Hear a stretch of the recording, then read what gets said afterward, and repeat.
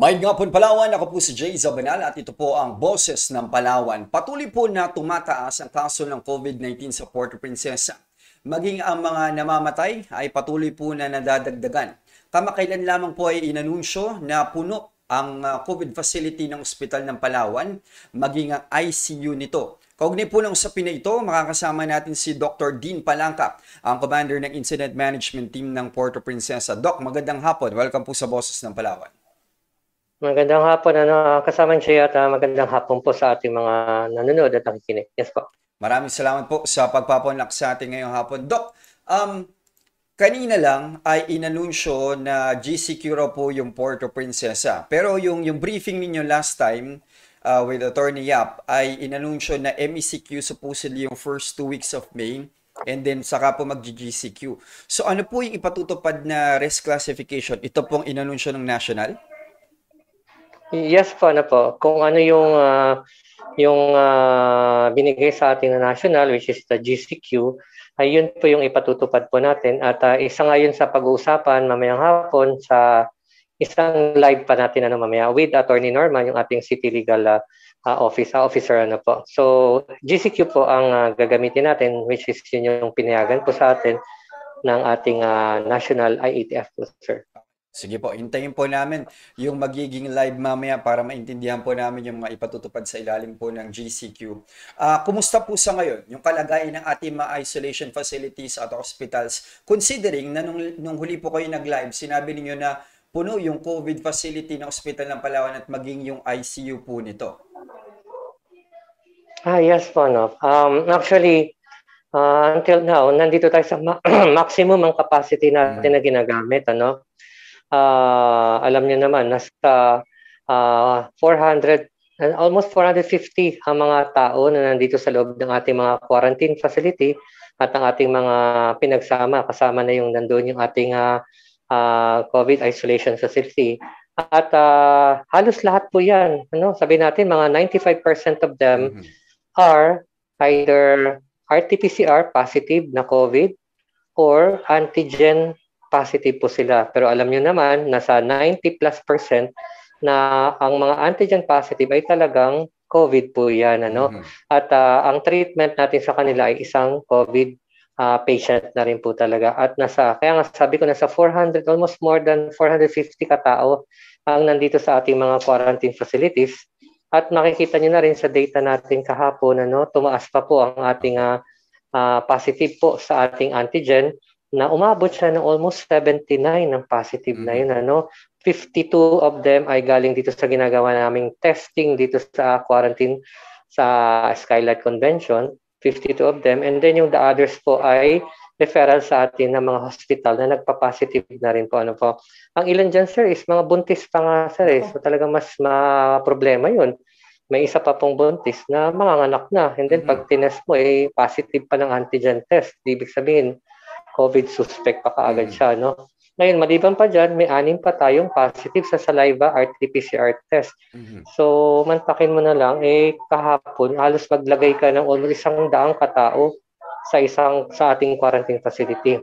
Kaya, kahit na nagpabawas po tayo ng tao, minsan mas marami ang dumadagdag at nagiging positive either sa RT-PCR, sa antigen, sa saliva. So, ayun, sir. So, yan ang dilemma natin sa ating mga facilities at yung ating kakulangan ng ating mga personnels, ng ating mga nurse, ng ating mga doktor doon ay dilemma din yan kasi nga although open naman tayo sa mga mag-apply ay konti lang yung takers po talaga, konti lang sila nag-apply, So hanggang sa ngayon tayo ay nagtatanggap ng mga mag-apply na nurse, pwede, at saka nursing assistants, po.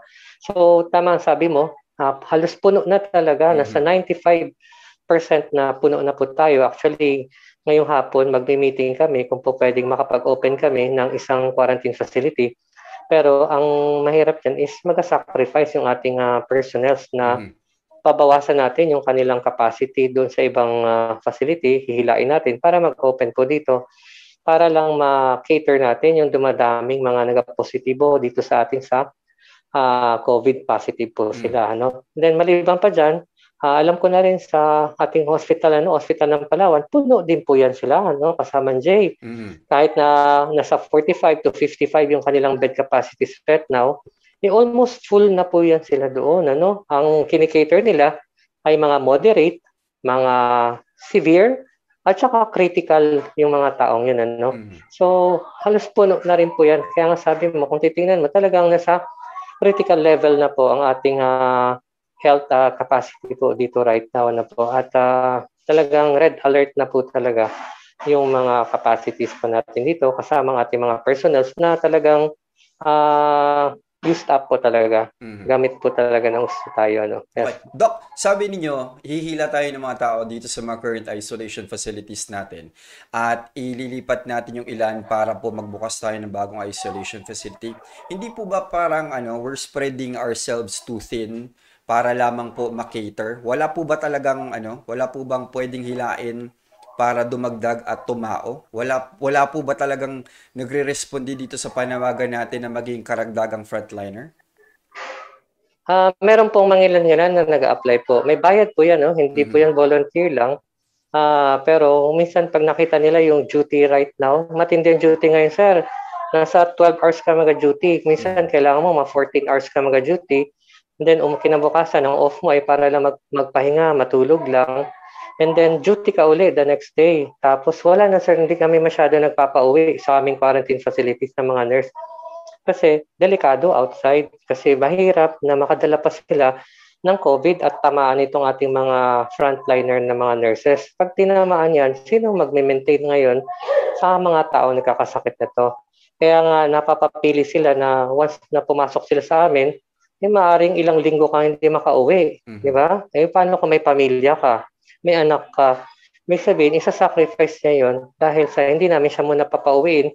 Parang sa isang facility, naka-lockdown rin. Ibig sabihin, kung sino nandoon, hindi ka lalabas.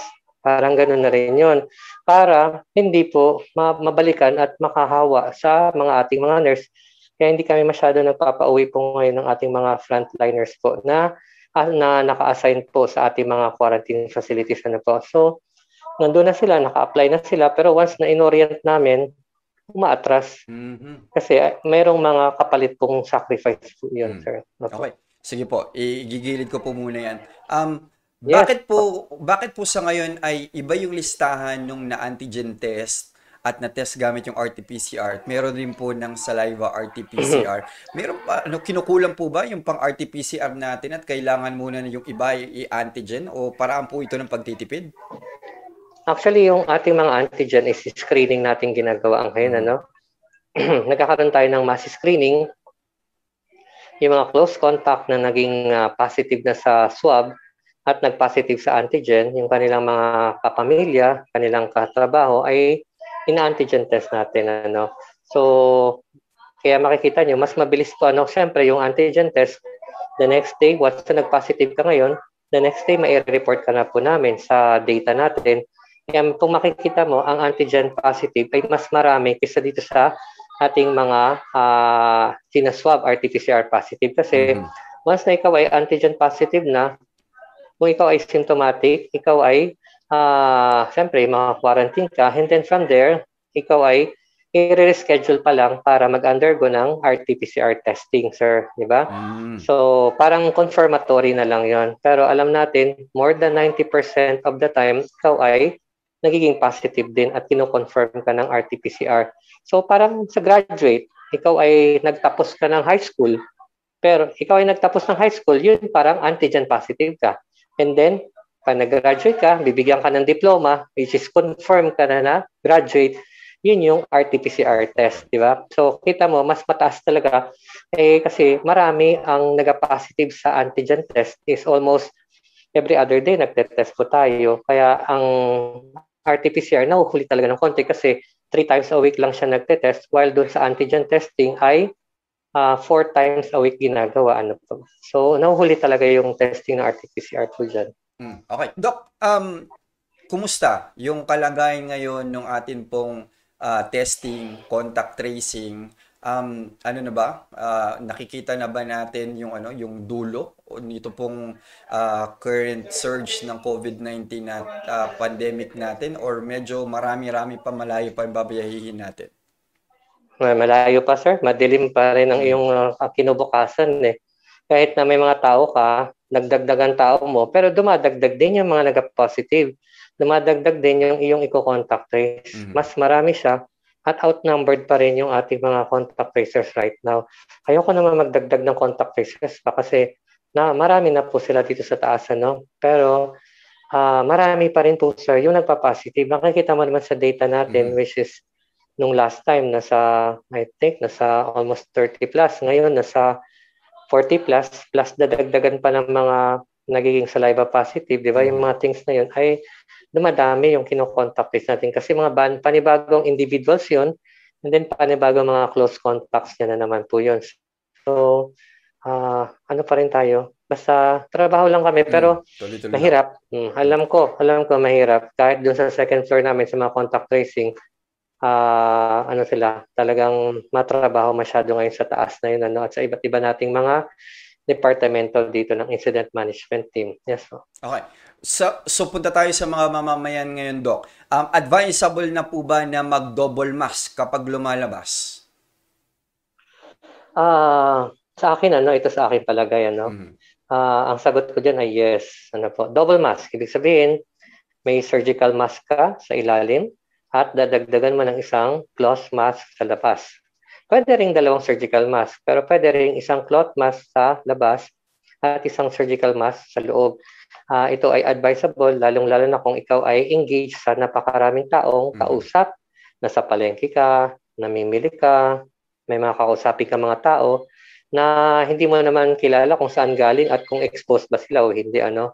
So, very advisable po yan. Pero pag sabihin natin, nandiyan ka rin lang sa isang kwarto mo at konti lang siguro yung tao at sila rin lang mga kasama sa opisina, o pwedeng single surgical mask. Pero pag napakaraming taong itong nakakasama, nakakausap, very advisable, mag-double mask po talaga right now. At sinasabi ko na rin, di ba, may mga things na ngayon lumalabas na sa mga data na maaring hindi na siya droplet infection, Mhm. maaring aerosol na siya. Mhm. Yung papunta sa airborne, di ba? Na lumalabas na rin, na nakita namin sa Lancet, meron ng mga ganong evidence, ano. So, hindi ko na rin iniisip yung droplet. Mag-isip na rin ako na maaring Sa hangin na. aerosol infection Mhm. na siya, nasa hangin na siya. So, example mo na lang, ang pagpapabango, di ba? Kung ikaw ay nagpabango, kahit na 10 dipa, naamoy pa siya ng isang kakilala mo, naamoy ka. So, parang ganun ang aerosol. Kung may halong virus yun, makakarating yun hanggang sa 10 meters, Mhm. lalong-lalo na sa mga kulob na lugar, ano. So, cloth mask, and then ang isa pa namin sinasabi ay, kung ikaw ay naka-aircon, mas mabuti kung meron kayong, ano ba yun, meron kang parang fan siya na sumisipsip ng hangin palabas. Ano bang tawag Mm. doon? May tawag pa tayo doon eh. Exhaust. Basta meron siyang maliit. Exhaust. Yes, Mhm. exhaust. Exhaust mo ang aircon mo. Hindi na very advisable ngayon na close yung iyong room Mhm. at masarap nga, malamig nga, pero napakadelikado ngayon yan. Lalong-lalo na kung marami kang client na kausap, kahit nakamask pa siya, no, medyo delikado yun. Kaya nga kami sa amin dito, kahit medyo may aircon yung isang mga opisina dito, pinapa-open ko na yung door, Mhm. kaya palabasin ko dyan yung hangin, kahit naka-aircon, open yung door. Kung may mga konting bintana, ino-open na namin ng bintana. Mhm. Hindi nakakulob na kami sa aircon kasi medyo delikado po yung ganong things. Lalo na kung nag-iisip na kami ng aerosol o yung sabi natin, makaaring baka airborne na ang dating nito. So, mabuti na yung may precaution kaysa late pa bago mo pa na-realize na ganito pala ang problema. So, isa yun sa advice natin. Ano? At Mhm. saka, sir, yung sa mga nagtatrabaho, lalabas na rin po yan. Ano? I think may lalabas na executive order, ano, na ang pagkain natin ay dapat hindi na sa loob ng opisina, Mhm. hindi sabay-sabay. May time na batch by batch ang kumakain at yung pagkain kung maaaring merong lugar outside ng opisina na open air, doon na lang kumain. At ang importante, hindi mo kaharap yung isang kasama mong kumakain, hindi mo kaharap sa mukha mo. Kung hindi, sa gilid mo lang siya Mhm. kumakain. Ibig sabihin, free yung harapan mo, nandiyan siya sa mga tabi mo lang kung kumakain. At Mhm. open air kasi delikado yung dito na nasa loob ng opisina, delikadong kumain kung sabay-sabay kayo kasi once tinanggal mo yung mask at siya pala ay isang ah, COVID carrier, malilintikan yung opisina po ninyo Mhm. talaga. Yes po. Yan po yung meron po akong narinig na ginagawa po sa mga opisina is hindi raw po talaga sabay-sabay. Isa-isa lang yung kapag maliit lamang yung inyong lugar na pinagkakainan, maliban sa kailangan open air, ay hindi talaga nagsasabay. Kasi nandyan talaga yung risk na kapag sabay kayo kumain, posibleng may isa pong ma-expose. Ito po ilalabas mamaya sa ating pong press con mamayang hapon. Maaari pong ilabas, kasi alam ko napag-usapan na po yun sa IETF natin. Kasama Mhm. dun sa napag-usapan po na once na may mag-positive po sa isang opisina, na kahit na antigen positive, automatic po yan, sarado agad. Mhm. Sarado at mag-stay siya ng sarado for at least 3 days habang kino-contact trace po ang kanilang buong opisina. So the next day, sarado ka agad yung office basta't may isang mag-positive lang po yan sa kanilang departamento. Kasama po yun sa mga executive order na alam kong ilalabas po yan. At ayun nga sir, so ito yung mga ating precautionary kasi po talagang kitang-kita namin ngayon na nasa bahay ang hawaan, Mhm. magkakasama sa bahay at kung hindi man nasa workplace. Doon nagkakahawaan sila sa workplace po. Hindi na napapairal ng gusto yung mga strict minimum public health standard po. At saka Mhm. yung mga time na tinatanggal yung mask, bawat isa tinatanggal ay doon talaga ang malaking nagiging problema na kung ang isang tao kumakain at nakikipag-usap pa siya, wala siyang mask, nakakalabas siya ng mga virus, pupunta sa air, po. At kung matsambahan mo at kung totoong may aerosol lang ang virus na yan, aerosol ang style niya, malilinti ka ng buong opisina talaga. Maraming mahawaan po talaga doon. Yes Okay po. po. Doc, pataas pa yung kaso. Sabi nga po ninyo, maximum capacity na yung mga isolation facilities natin. Mensahe natin sa mga kababayan po natin. Ah, mensahe ko dito sa ating mga kababayan, talagang seryoso po talaga yan, mahirap, mahirap ngayon. Nahihirapan po kami, ang mga frontliners ninyo, nahihirapan po kami ngayon. At talagang tiis po kami. May mga ibang umiiyak na gustong mag-quit sa amin, pero kailangan talaga pinapakiusapan namin sila na wag muna kasi ito yung time na kailangan maging buo kami at tulong-tulong kami dito sa problema na to. So yung pinapakiusap ko lang talaga sa ating mga kababayan, bago pa maging huli ang lahat, ay tulungan niyo po kami. Meron na rin po pala tayo mga COVID sheriff dyan outside na we will try na ipatupad po yung ating mga minimum public health standard na dapat na sundin. Meron din kami mga reklamo na naririnig na mga taong hindi nakikinig po, hindi sumusunod. Sa mga susunod na araw siguro baka masampulan na po yan sila. But anyway, yung tulong po ng ating kababayan na number one ay sundin yung mask o face shield.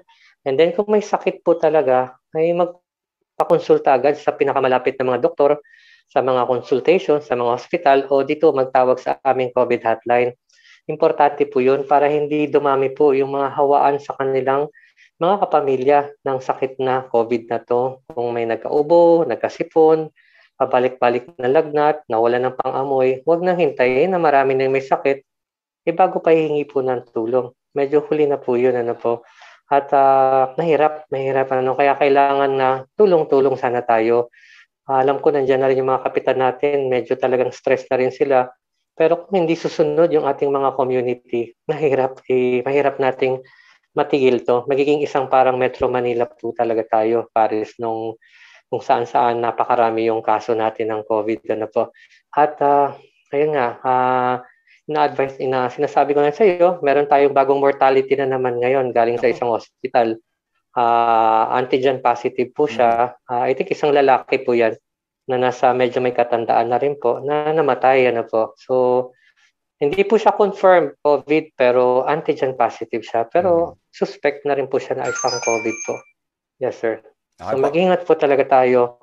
Mag-ingat tayo at we have to try to survive this year na 2021.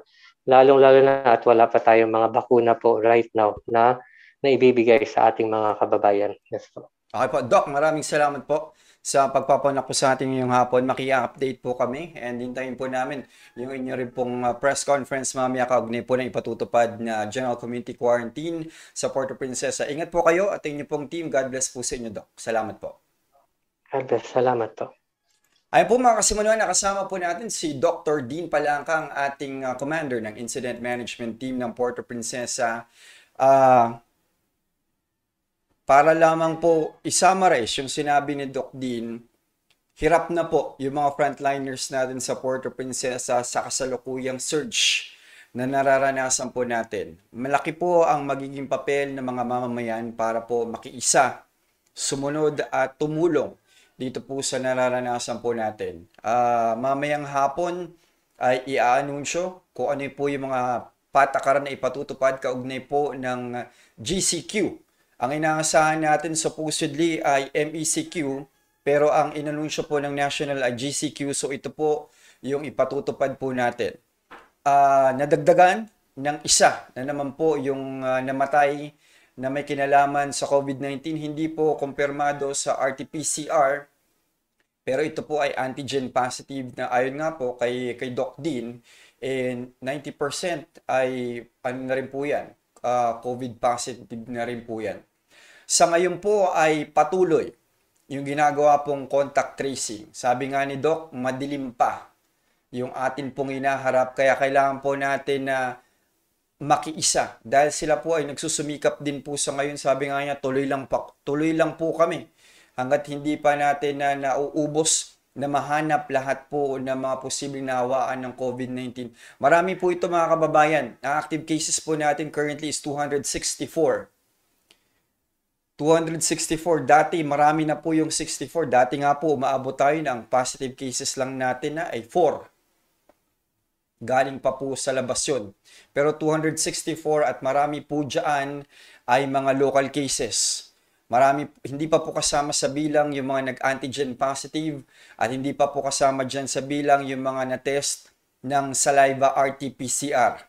So sa ngayon na magagawa po natin bilang mamamayan ay makiisa. Seryosohin po natin ito at sumunod at tumulong dito po sa mga pinapatupad na patakaran ng ating pong gobyerno. Hindi po ito biro, hindi po gawa-gawa ang sakit na COVID-19. Kaya sana po, medyo matagal na po ito. Alam natin yung dapat natin gawin, pero sabi nga ni Doc Dean, konting tiis pa.